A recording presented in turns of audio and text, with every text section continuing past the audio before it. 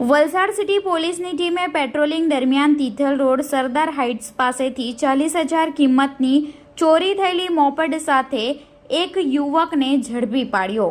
ગુરુવારના રોજ 5 કલાકે રજૂ કરેલા આરોપીની પોલીસ વિભાગે આપેલી માહિતી અનુસાર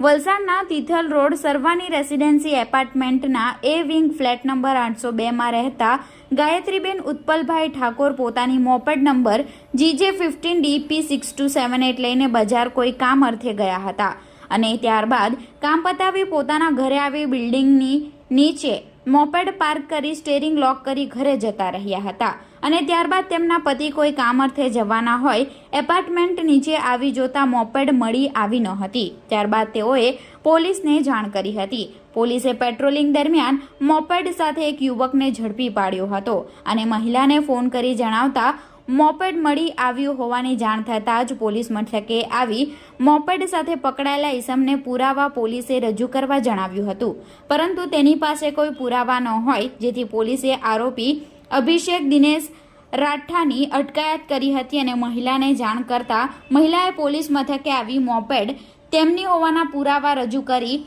મહિલાએ આરોપી વિરુદ્ધ વલસાડ સિટી પોલીસ મથકે ફરિયાદ દાખલ કરાવી છે।